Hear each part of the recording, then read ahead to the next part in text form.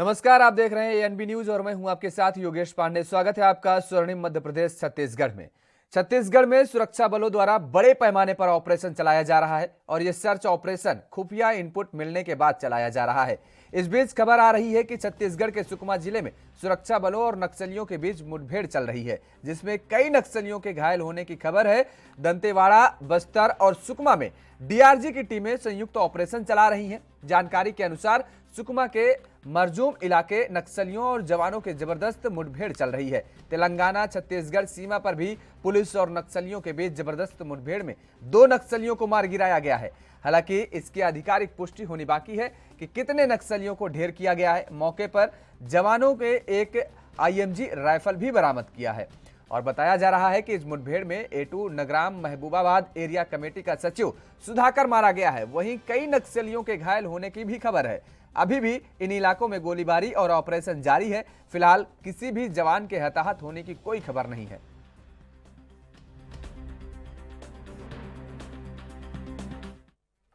और मध्य प्रदेश सरकार कुपोषण का कलंक मिटाने और बच्चों में सुपोषण का बढ़ावा देने के लिए लगातार प्रयास कर रही है और इसी सिलसिले में मुख्यमंत्री शिवराज सिंह चौहान ने आज राजधानी भोपाल में तुलसी नगर स्थित आरोग्य भारती कार्यालय में सुपोषण अभियान कार्यक्रम के तहत बच्चों के लिए इम्यूनिटी बूस्टर माने गए स्वर्ण प्रशासन का प्रदान किया और उन्होंने बच्चों को स्वर्ण रसायन की 2 बूंद भी पिलाई है। इस अवसर पर मुख्यमंत्री ने कहा है कि कुपोषण के खिलाफ अभियान मध्य प्रदेश सरकार चला रही है।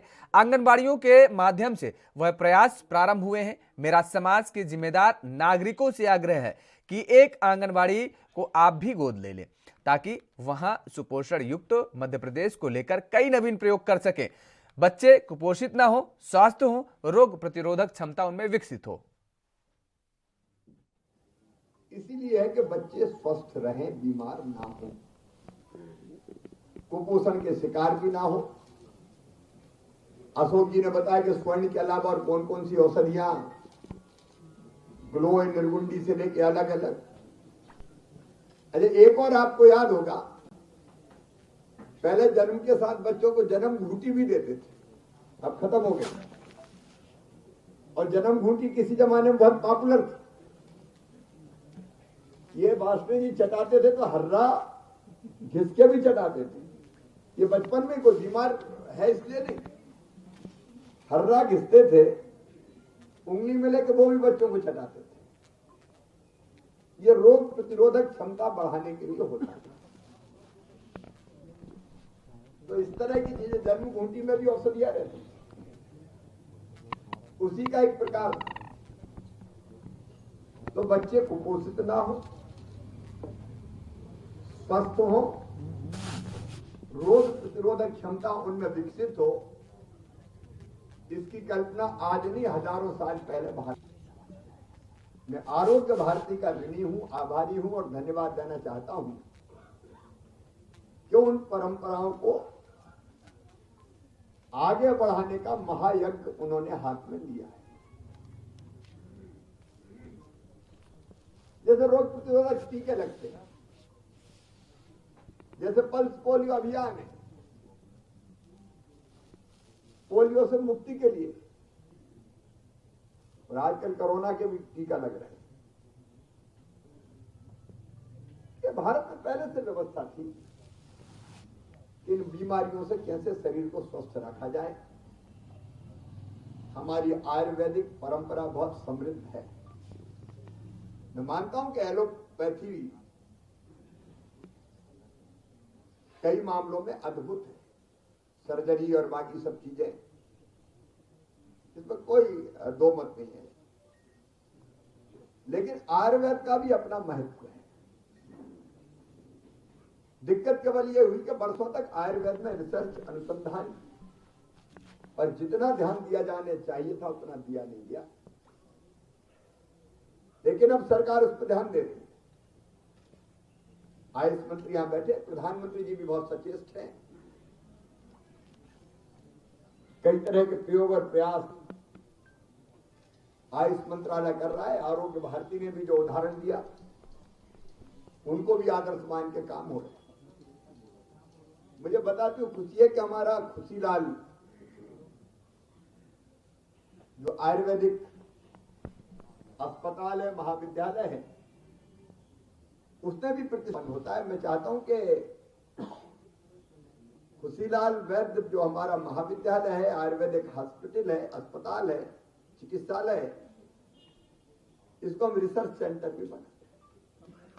उमेश शुक्ला यहां बैठे हुए हैं, क्योंकि अद्भुत है हमारी ये विधा, वो दुनिया के सामने आना चाहिए। और दुनिया को भी स्वस्थ और निरोग रखने के लिए कैसे आयुर्वेद का उपयोग हो सकता है, हमको प्रयास करना चाहिए। उस दिशा में भी हम प्रयास करेंगे। कुपोषण के खिलाफ एक अभियान मध्य प्रदेश सरकार ने हाथ में लिया। बच्चे स्वस्थ चाहिए। आंगनबाड़ियों में वो प्रयास प्रारंभ हुए हैं और मैंने ये अपील भी की है कि एक आंगनबाड़ी में सरकार जो करती है वो करती है, आंगनबाड़ी कार्यकर्ता बाकी। लेकिन अगर समाज के जिम्मेदार नागरिक एक आंगनबाड़ी को गोद ले लें तो सरकार की सारी योजनाएं रेडी टू ईट, भोजन देने की, पोषण आहार देने की, बाकी की वो भी चलेगी। लेकिन उसमें कुछ और ऐड करना है। स्वर्ण प्राशन जैसी परंपरा हम कई नए प्रयोग वहां कर सकते हैं। मैं आरोग्य भारती से भी निवेदन करूंगा, वो एक गांव और एक आंगनबाड़ी। और उधर छत्तीसगढ़ के मुख्यमंत्री भूपेश बघेल मंगलवार को मथुरा पहुंचे। यहां सीएम बघेल ने सबसे पहले बांके बिहारी के दर्शन किए। वृंदावन पहुंचे छत्तीसगढ़ के सीएम का कांग्रेस कार्यकर्ताओं ने पुष्प वर्षा कर स्वागत किया। बांके बिहारी पहुंचे सीएम ने यहां भगवान बांके बिहारी के दर्शन किए और कांग्रेस की जीत की कामना भी की। दर्शन करने के दौरान सीएम ने भगवान के समक्ष जीत की कामना के लिए दीपक जलाया। करीब 15 मिनट तक बांके बिहारी के छत्तीसगढ़ के सीएम निहारते रहे।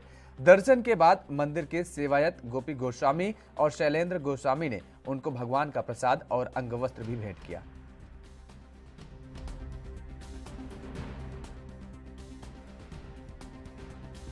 आता था और लेने भी आता था।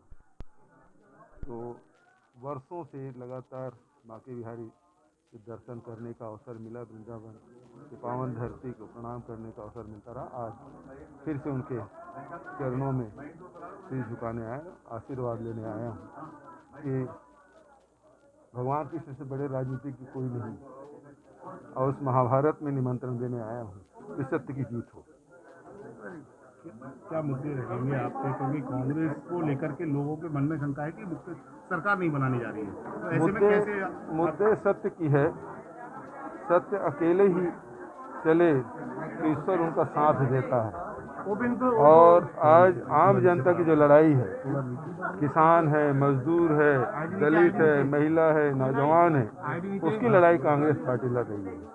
और मुझे पूरा विश्वास है कि जनता का आशीर्वाद कांग्रेस से मिलेगा। कुछ टीवी चैनल अभी 5 सीट बता रहे हैं केवल उत्तर प्रदेश में। कुछ टीवी चैनल ओपिनियन पोल में 5 सीट बता रहे हैं आपकी।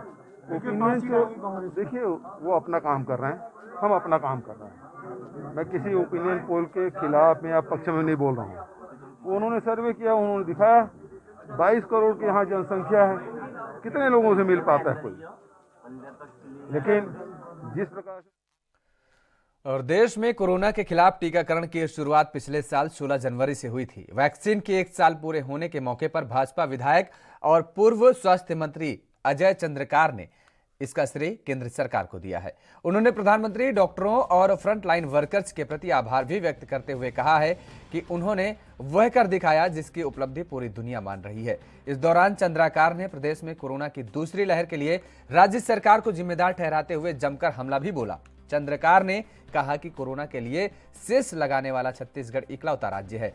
इसके जरिए 1000 करोड़ रुपए वसूली हुई। सरकार में यदि थोड़ी भी शर्म है तो उसका हिसाब सार्वजनिक करना चाहिए। इसके साथ ही उन्होंने कहा कि कोविड के मामले में मुख्यमंत्री और स्वास्थ्य मंत्री ने सुपर स्प्रेडर का काम किया है। रोड सेफ्टी क्रिकेट टूर्नामेंट पूरे देश में किसी राज्य में नहीं कराया, तब छत्तीसगढ़ में कराया गया और प्रदेश में कोरोना की दूसरी लहर को न्योता दिया गया।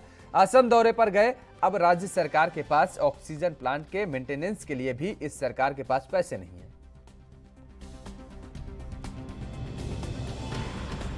टीकाकरण की जब शुरुआत हुई और आज उसका 1 वर्ष पूरा हो रहा है, टीकाकरण की दृष्टि से हम क्रमवार यदि देखते हैं तो सबसे पहले देश के प्रधानमंत्री माननीय नरेंद्र मोदी जी देश के जो रिसर्चर हैं, देश के जो वैज्ञानिक हैं, देश के जो डॉक्टर हैं और जो फ्रंटलाइन वर्कर हैं, उनकी इच्छा शक्ति ने इस साल भर में एक ऐसे असंभव कार्य को संभव करके दिखाया है कि आज भारत की इस उपलब्धि का लोहा पूरी दुनिया मान रही है। हम भारतीय जनता पार्टी की ओर से, छत्तीसगढ़ प्रदेश की ओर से इस देश के यशस्वी प्रधानमंत्री को बहुत बहुत बधाई, बहुत बहुत साधु।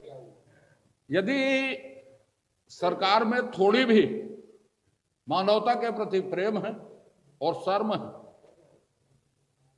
तो शेष का हिसाब सार्वजनिक करना चाहिए। हम तो विपक्ष में हैं, हम तो रोज लड़ रहे हैं जिस पर लोकतांत्रिक प्रक्रिया से लड़ना चाहिए, लेकिन उनकी नैतिकता क्या है? उनसे जब शेष की बात करो तो कांग्रेस वाले अपनी सास की बात करते हो। तो मध्य प्रदेश के गृह मंत्री नरोत्तम मिश्रा ने प्रेस कॉन्फ्रेंस करते हुए कमलनाथ पर निशाना साधा है और कहा है कि उनके पास और कोई काम नहीं है। प्रेस कॉन्फ्रेंस में और कई अहम मुद्दों पर भी चर्चाएं की गई। आइए आपको भी सुनाते हैं। देश में एक्टिव केस 39,450 वर्तमान में है। संक्रमण दर हमारी 9.76 है, जबकि रिकवरी दर 93.91 93.91 है। कल प्रदेश के अंदर 73,335 सैंपल लिए गए हैं। कल हमारे जो पुलिस के जवान हैं 117 लोग संक्रमित पाए गए हैं। अब पुलिस के एक्टिव केसों की संख्या 655 संपूर्ण प्रदेश। अभी तक ऑफलाइन परीक्षाओं की तरफ हम जा रहे हैं। 18 वर्ष से अधिक के युवाओं की वैक्सीनेशन हो चुका है। दूसरा, एक बार में 300 विद्यार्थी बैठते हैं तो पर्याप्त स्पेस भी है। कोविड गाइडलाइन का पालन करके परीक्षा दी जा सकती है। अगर कोई छात्र छात्रा कोविड पॉजिटिव पाई जाती है तो उसे अगले सेमेस्टर के लिए अवसर मिल सकता है, एक चांस और उसे अगली परीक्षा का दे सकते हैं और इस तरह से परीक्षा कराने पर वर्तमान किस पर गोली मार रहे हैं पहले तो ये स्पष्ट कर दें, और काहे के लिए ऐसे मारधाड़ रहस्य रोमांच के वो जारी करवा रहे हैं। सेवा की भी जारी कराओ एक हाथ कि कोविड काल में कहीं सेवा करते आप दिखो। ऐसे नहीं जा रहे तो ऐसे ही कभी उनने जाकिर नाइक की फंडिंग पूछी है क्या? ओबामा की पूछी क्या? सिर्फ हिंदू संतों के बारे में ही उंगली उठाते हैं वो, बाकी और कहां से पैसा आ रहा है किसी और धर्म में वो कभी नहीं उठाते। यही इनकी मानसिकता को उजागर कर उनकी स्थापना की थी। एशिया के सबसे बड़े सीएनजी प्लांट जो इंदौर में बनाने वाले थे उसने। और खबर एमपी के उज्जैन से है। बीजेपी अध्यक्ष बीडी शर्मा उज्जैन पहुंचे, जहां बाबा महाकाल के दर्शन कर पूजन अर्चन कर आशीर्वाद लिया। दर्शन के दौरान प्रदेश अध्यक्ष बीडी शर्मा का मंदिर समिति द्वारा स्मृति चिन्ह और शॉल श्रीफल भेंट कर सम्मान किया गया। वह उज्जैन संभागीय कार्यशाला में शामिल होने आए हैं, जहां उन्होंने प्रियंका गांधी के बयान में मैं लड़की हूं तो लड़ सकती हूं पर बोले भारतीय जनता पार्टी सकारात्मक सोच के आधार पर कहती है कि लड़की हूं तो पढ़ सकती हूं और आगे भी बढ़ सकती हूं। हमें इस दिशा में आगे जाना चाहिए। मैं बाबा महाकाल का आशीर्वाद लेने के लिए, दर्शन करने के लिए आया हूं। वैसे तो उज्जैन आता हूं तो बाबा महाकाल की शरण में आकर के उनसे आशीर्वाद लेना, इसके आधार पर ही हम आगे बढ़ते हैं। इसलिए बाबा का आशीर्वाद लेकर के आज प्रशिक्षण भी है, उस प्रशिक्षण के कार्यक्रम में भाग लिया। मतलब यूपी चुनाव के लेकर कहीं ना कहीं बीजेपी के जो तमाम बड़े मंत्री थे, विधायक थे, वो बीजेपी छोड़कर अब दूसरे दलों में जा रहे हैं, उसको लेकर किस प्रकार की रणनीति? परिणाम आने दीजिए, भारतीय जनता पार्टी प्रचंड बहुमत से जीतेगी। चुनावों में परिस्थितियां बनती बिगड़ती रहती हैं, इसलिए अभी ये कहना कि कौन गया और कौन आया भारतीय जनता पार्टी माननीय प्रधानमंत्री मोदी जी के नेतृत्व में जनता का अथाह विश्वास गरीब कल्याण की योजनाओं पर माननीय प्रधानमंत्री पर इस देश के अंदर है। इसलिए माननीय प्रधानमंत्री और उत्तर प्रदेश के अंदर माननीय योगी जी के नेतृत्व में ऐतिहासिक जीत भारतीय जनता पार्टी को मिलेगी। उज्जैन में एक सैनिक को मारपीट करने का मामला भी सामने आया है, तो किस तरह? देखिए, ऐसी कोई भी घटना अगर कहीं हुई है और मैं जानकारी लूंगा, ऐसी कोई चीज नहीं होनी चाहिए। छत्तीसगढ़ सरकार ने दिसंबर 2018 से अक्टूबर 2021 के बीच 43 महीनों में 51,000 करोड़ रुपए से अधिक का कर्ज लिया है। वहीं अब पूर्व मुख्यमंत्री डॉक्टर रमन सिंह ने मंगलवार को छत्तीसगढ़ सरकार पर कर्ज को लेकर हमला बोला है। रमन सिंह ने ट्वीट किया, यह है गर्त में जाता कांग्रेस का छत्तीसगढ़ मॉडल। कर्ज न चुकाने पर आज बैंक नया रायपुर की सरकारी संपत्तियों को कब्जे में ले रहा है। सरकार के अधिक कुप्रबंधन और आर्थिक कुप्रबंधन और कर्ज को लोग घी पियो की आदत से विधानसभा मंत्रालय चौक चौराहे के साथ छत्तीसगढ़ महतारी गिरवी हो जाएगी। बता दें कि इसके पूर्व भी रमन सिंह ने रोजगार मिशन को लेकर भी बयान दिया था। छत्तीसगढ़ सरकार ने राज्य में रोजगार की संभावना तलाशने के लिए मुख्यमंत्री की अध्यक्षता में रोजगार मिशन का गठन किया है। डॉक्टर रमन सिंह ने इसे सरकार का नया जुमला करार दिया। उन्होंने कहा कि कांग्रेस की ये समितियां धोखा नीतियां हैं और बता दें कि चालू वित्तीय वर्ष में अब तक लिया गया 9,729 करोड़ का कर्ज भी शामिल है। विधानसभा में एक प्रश्न के लिखित उत्तर में मुख्यमंत्री भूपेश बघेल ने यह जानकारी दी थी और इसके साथ ही उन्होंने यह भी बताया कि चालू वित्तीय वर्ष के लिए गए कर्ज में 4,965 करोड़ केंद्र सरकार के माध्यम से जीएसटी ऋण के रूप में लिया गया है। 282 करोड़ रुपए केंद्र से विशेष सहायता के रूप में मिला है।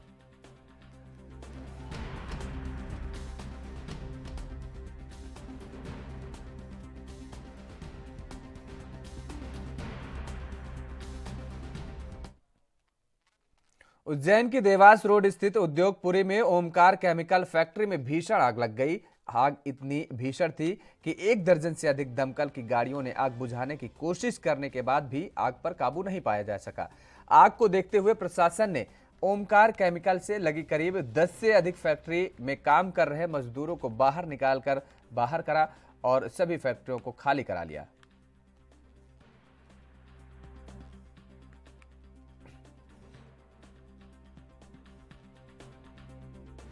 ये इंडस्ट्रियल एरिया में ओमकार केमिकल्स है। यहाँ पर इनका जो ड्रायर सेक्शन है वहाँ पे आग लगी थी और अभी जैसा कि आप देख रहे हैं सारी फायर टेंडर्स और फोम और वाटर जेट वगैरह लगे हुए हैं और आग को बुझाने का पूरा प्रयास कर रहे हैं। सर, क्या आग किस वजह से लगी और कौन सा केमिकल है अंदर जिसकी वजह से आग? ये जैसा मुझे बताया गया है एसिटिलीन है, ये थोड़ा इन्फ्लेमेबल होता है और इसको बुझाने के सारे प्रयास चल रहे हैं।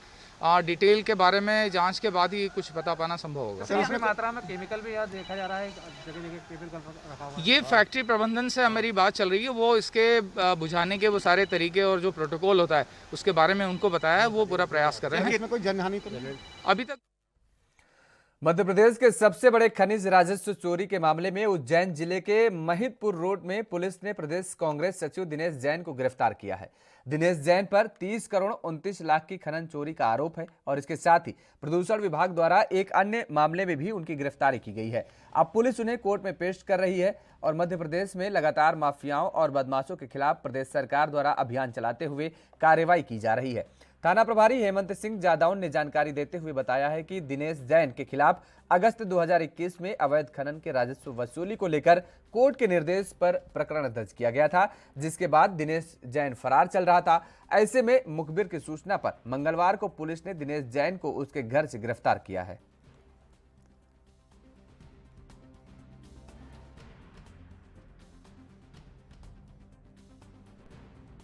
अवैध उत्खनन, राजस्व चोरी और 379-411 में एफआईआर दर्ज हुई थी, उसका इन्वेस्टिगेशन चल रहा था। उसमें आज दिनांक को इनको इसमें गिरफ्तार किया गया है। आज गिरफ्तारी कहाँ से की गई सर? गिरफ्तारी जो आरोपी का निवास है महिदपुर रोड में पोस्ट ऑफिस चौराहे के पास से लाके इनको वहीं से गिरफ्तारी की गई है। कितने बजे की गई थी सर गिरफ्तारी? गिरफ्तारी सुबह 7 बजे की गई है। आज सुबह 7 बजे में गिरफ्तारी की गई है। जी जी। इनको अभी माननीय न्यायालय में महिदपुर अभी पेश किया जाएगा।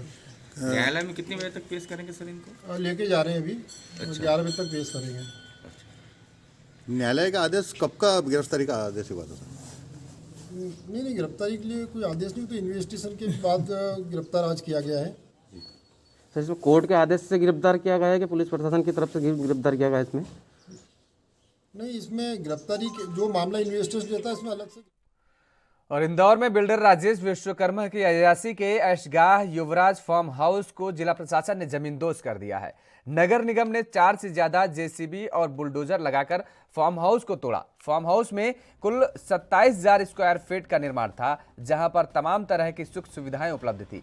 कलेक्टर मनीष सिंह ने फार्म हाउस को ढहाने के लिए आदेश दिए थे। एसडीएम रवि श्रीवास्तव, एसडीओपी पंकज दीक्षित की मौजूदगी में कार्रवाई हुई है। सबसे पहले फार्म हाउस के अंदर से सारा सामान बाहर निकाला गया, फिर बुलडोजर से बाउंड्री वॉल गिरा दी गई और इसके बाद अंदर के हिस्से को तोड़ा गया। गौरतलब है कि बिल्डर राजेश ने पत्नी के साथ क्रूरता की सारी हदें पार कर दी थी। पत्नी के दोस्तों से गैंगरेप कराने वाला राजेश फार्म हाउस में न्यूड पार्टियां कराता था। पुलिस को यहां से महंगी शराब की बोतलें और सेक्स टॉयज तक मिले हैं। फार्म हाउस में बार कॉटेज बना रहा था और इतना ही नहीं, घूमने के लिए छोटी ट्रेवल गाड़ी और ऑडी जैसे लग्जरी कार तक उसके पास से बरामद हुई हैं।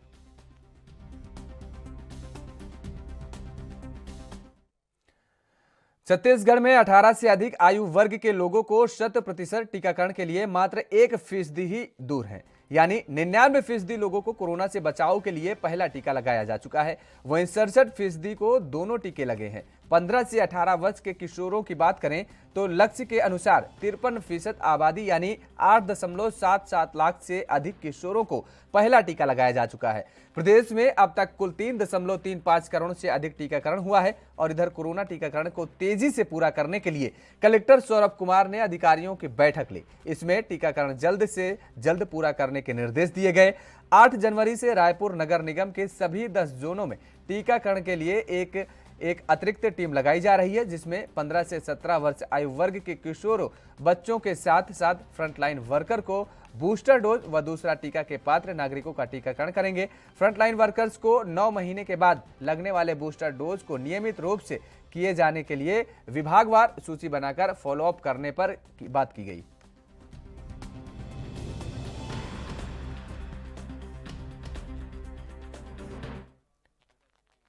मध्य प्रदेश में 10वीं और 12वीं के प्री बोर्ड एग्जाम घर से ही देने होंगे। आपको बता दें कि मुख्यमंत्री शिवराज सिंह चौहान के ऐलान के बाद स्कूल शिक्षा विभाग ने 20 जनवरी से इसे शुरू करने का शेड्यूल जारी कर दिया है।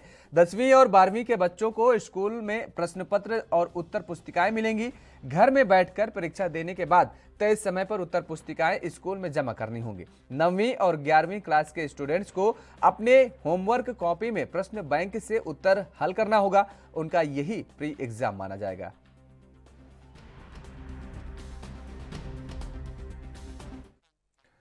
और उधर ग्वालियर के सिंधिया स्कूल फोर्ट में लगातार तीसरे दिन कोरोना विस्फोट हुआ है। यहां 24 घंटे में 28 और कर्मचारी संक्रमित मिले हैं। सभी को होम आइसोलेट कर दिया गया है। एक दिन पहले 49, 2 दिन पहले 11 संक्रमित मिले थे। जय विलास म्यूजियम के भी 24 वर्कर संक्रमित पाए गए हैं। ग्वालियर में 524 कोविड संक्रमित मिले हैं।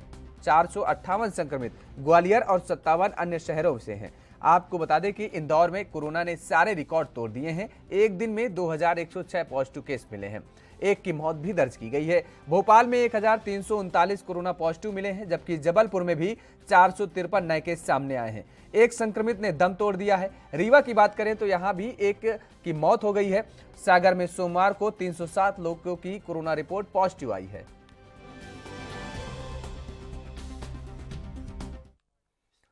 और अब खबर मध्य प्रदेश के शिवपुरी से है, जहां शहर के फतेहपुर रोड निवासी पटवारी अभिनव चतुर्वेदी को लोकायुक्त पुलिस ग्वालियर ने 35,000 रुपए की रिश्वत लेते हुए रंगे हाथ गिरफ्तार किया है। पटवारी ने रिंकू जैन नामक युवक से भवन नामांतरण के बदले 40,000 रुपए की रिश्वत मांगी थी। दरअसल आरोपी पटवारी अभिनव चतुर्वेदी के दोबारा फरियादी रिंकू जैन से नामांतरण के एवज में 40,000 रिश्वत की मांग की गई थी और जिस पर कार्रवाई करते हुए पटवारी को 35,000 की रिश्वत लेते गिरफ्तार किया गया है। पटवारी को पकड़ने के लिए जब टीम उसके निवास पर स्थित घर पर पहुंची तो पटवारी ने लोकायुक्त टीआई कविंद्र चौहान को कॉलर पकड़ने का प्रयास भी किया और टीम को धकियाते हुए वहां से भागने का प्रयास भी किया।